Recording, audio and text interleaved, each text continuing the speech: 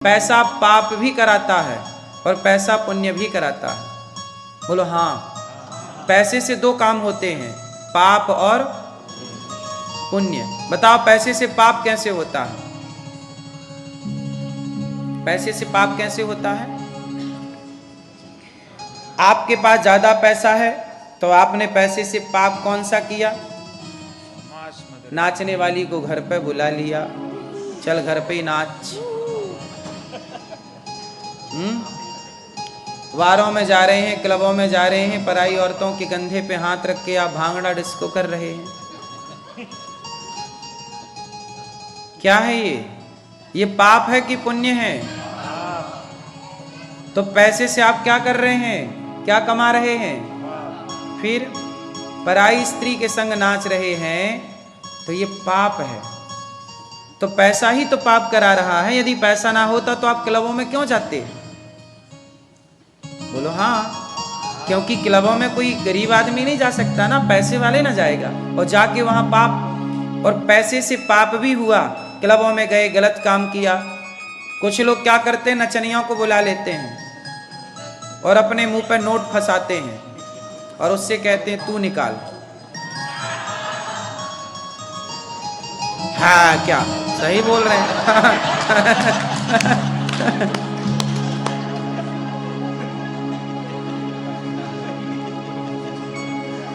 हाँ या ना? ऐसा नहीं होता। अब यहाँ क्या होता है मुझे नहीं पता, पर बहुत जगह ऐसा होता है कि नाचने वाली आ रही है और वो नाच रही है और एक बूढ़ा सा आदमी मुंह पे नोट फंसाया है। ठीक है, तो पैसे का ये भी एक काम है, तो ये पाप है। लेकिन एक पैसे का दूसरा भी उपयोग है कि आप पैसे वाले हैं, भगवान ने आपको दिया है, तो आपने क्या किया कि आपने किसी भूखे के लिए भोजन की व्यवस्था करा दी। किसी के पास कपड़े नहीं हैं तो आपने कपड़े दे दिए।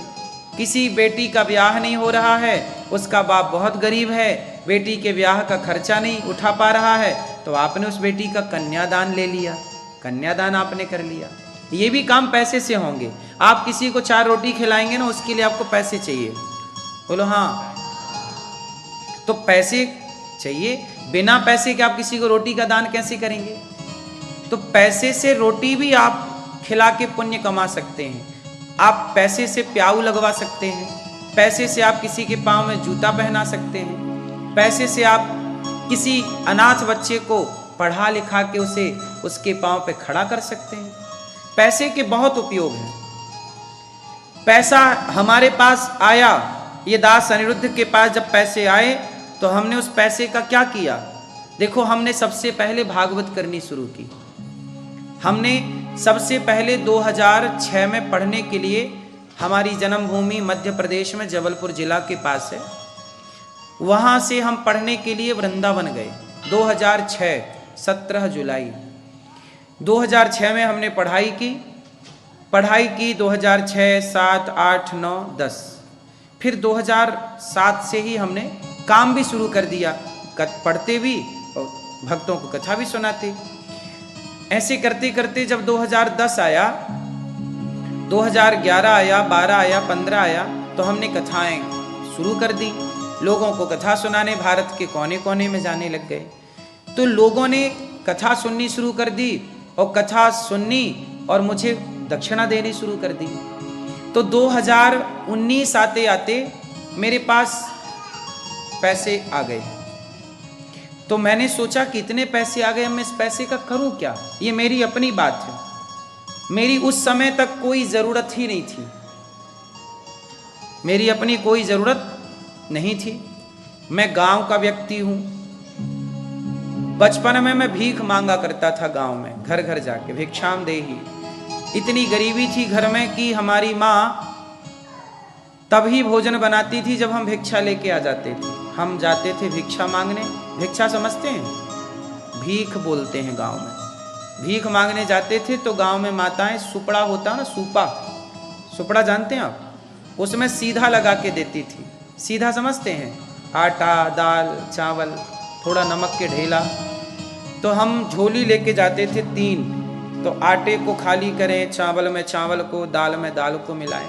कोई लोग आलू भी दिया करते थे 2-4, तो कोई नमक का ढेला भी देते थे। तो वो सब हम लाते थे। और हमारे पिताजी और हम एक मंदिर में रहते थे। जैसे ये मंदिर है ना, तो हमारे गांव में एक मंदिर है आज भी। तो वो मंदिर है गांव के मालगुजारों का। मालगुजार समझते हैं, गांव में होते हैं बड़े पैसे वाले, जमींदार बोलते हैं जैसे। जमींदार मतलब बहुत पैसे वाले। उनका था मंदिर। तो उस मंदिर में उन लोगों ने हमारे पिताजी को पुजारी के रूप में रखा था। मतलब हमारे पिताजी उस मंदिर में नौकरी करते थे। नौकरी किसकी? भगवान की, पूजा। और वो लोग हमें, पिताजी को 1000 रुपये महीना देते थे। पहले तो गांव में क्या होता ना, मंदिरों में जमीनें लगी रहती हैं। तो हमारे जो मंदिर में थी उसमें 9 एकड़ जमीन थी। किसका बच्चा खो गया क्या? किसका है ये?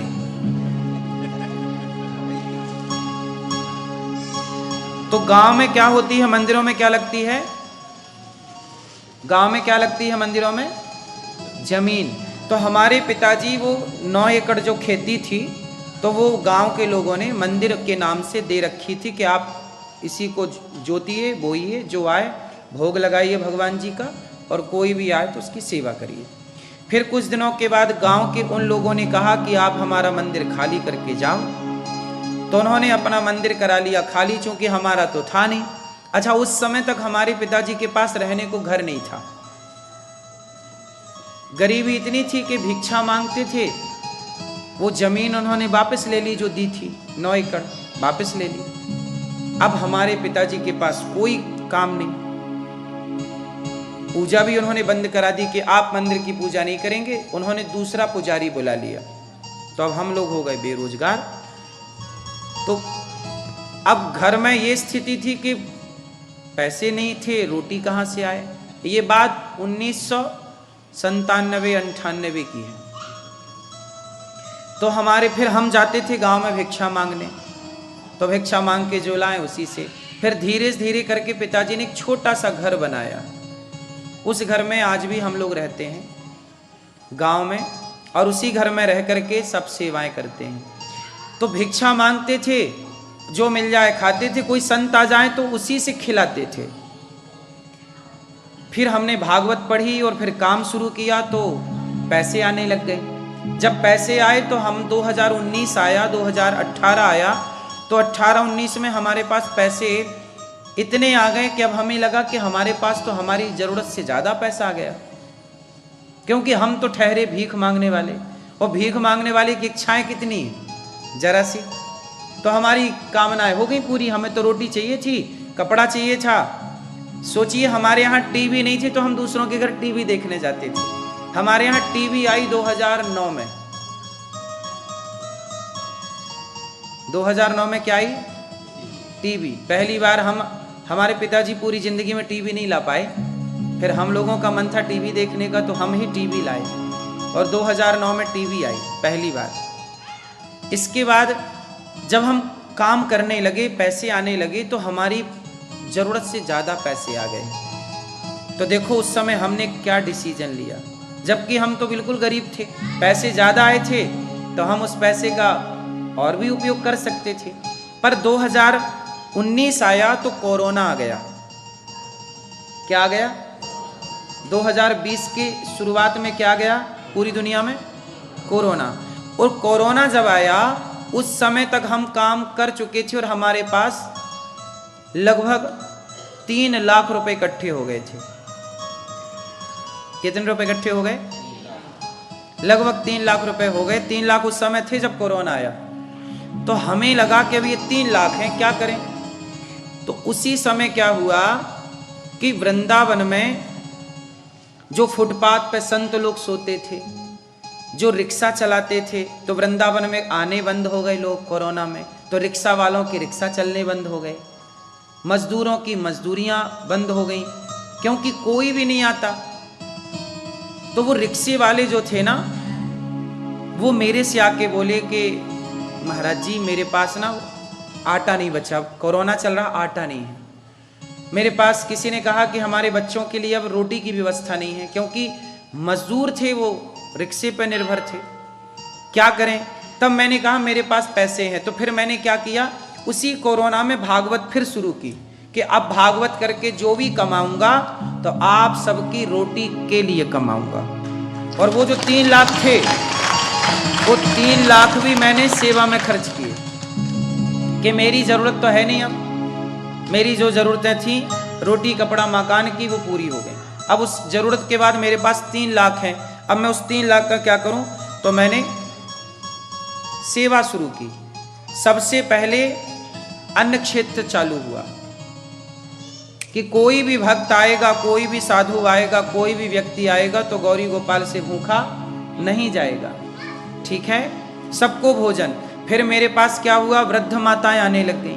एक माँ बोली मेरी से कि बेटा, हमारा बेटा ऐसा करना कि बेटा जब हम मर जाएं तो तुम हमारी चिता को आग दे देना, मेरे से बोला। एक माँ ने कहा कि जब हम मर जाएं तो हमारी चिता को आग दे देना। तो हमने कहा कि मैया, क्या गूंज क्यों रही है, सीटी बज रही है, हाँ राधे, ठीक। तो एक मैया मेरे से बोली, अब सही है, माँ बोली कि बेटा जब मैं मर जाऊं तो मेरी चिता को आग दे देना।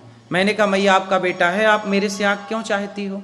तो उस माँ ने कहा कि मेरा बेटा तो है पर वो मुझे पानी नहीं देता, रोटी नहीं देता, मेरे घुटनों में दर्द है, मैं बुढ़ापे में बना के खाती हूँ, कभी नहीं बना पाती, भूखी रहती हूँ। तो मेरी बहू आके ये नहीं पूछती कि माँ तुमने खाया, बेटा कभी ये नहीं देखता कि तुमने खाया। मैं नहीं बना पाती हूँ तो कोई बोलने वाला नहीं, मैं कमरे में मर जाऊंगी तो जब तक मेरे शरीर सड़ नहीं जाएगा मेरा बेटा आएगा ही नहीं। मतलब ये स्थिति है कि माँ मर जाएगी और मरने के बाद जब शरीर सड़ जाएगा, शहरों में ऐसी तो होता है कि जब आदमी सड़ जाता है तब उसकी दुर्गंध आती है, तब लोग खोलते हैं कि भाई क्यों दुर्गंध आ रही है। तो बोली मेरा बेटा तो तब आएगा जब वो शरीर दुर्गंध मारने लग जाएगा, पानी नहीं देता। तो उस माँ ने मेरे से रोते हुए कहा कि जब मेरा बेटा मुझे पानी नहीं देता जीते जी, रोटी नहीं देता जीते जी, तो मैं ऐसे बेटे से मरने के बाद आग लेकर क्या करूंगी? तो उस माँ ने मेरे से कहा कि जब मैं मर जाऊं तो मेरी चिता को बेटा तुम आग दे देना। तब मुझे लगा कि भगवान शायद ये कहना चाहते हैं कि इन बेसहारा माँओं का सहारा हम सबको बनना चाहिए। तब मैंने उन माँओं के लिए वृद्धाश्रम बनाने की योजना भगवान की प्रेरणा से शुरू की और माताओं के लिए आश्रम बनाया। तो एक माँ आई, पहले मैंने आश्रम बनाया कि भाई ऐसी 2 4 10 माएँ होंगी तो हम सेवा कर लेंगे, पर बनाते गए आश्रम और माताएं आती गईं, ऐसी ऐसी माएँ आई कि माँ को एक बेटे ने अपनी माँ के ऊपर मिट्टी का तेल डाल दिया। मिट्टी तेल जानते, कैरोसिन डाल दिया, कैरोसिन जानते हैं ना, कैरोसिन डाल दिया, मिट्टी का तेल, और मिट्टी का तेल डाल के आग लगाने वाला था, मतलब माँ को जिंदा जलाने के लिए। तब उसे पड़ोसियों ने रोका, माचिस छीनी उसके हाथ से और वो माँ गौरी गोपाल आई। आज भी वो माँ गौरी गोपाल में है और 2019 से लेकर आज 2025 तक 309 वृद्ध माताएं गौरी गोपाल में हैं और 309 माताएं गौरी गोपाल में हैं और उनकी सेवा, उनका रहना खाना, उनकी सेवा। तो मेरे पास पैसे थे तो मैंने उस पैसे से क्या किया, सेवा की। गौरी गोपाल में कोई भी आओ सबको भरपेट, पैसा है तो भोजन करें। मेरे पास 3 लाख रुपए थे, उन 3 लाख रुपए से सेवा स्टार्ट हुई और आज इस सेवा को चलते 2019 से 2025 चल रहा है, 6 वर्ष हो गए और 6 वर्ष में अखंड ये सेवाएं, एक भी दिन रुकी नहीं रसोई, एक भी दिन कोई सेवा नहीं रुकी। आज 150 बच्चे गौरी गोपाल में पढ़ते हैं।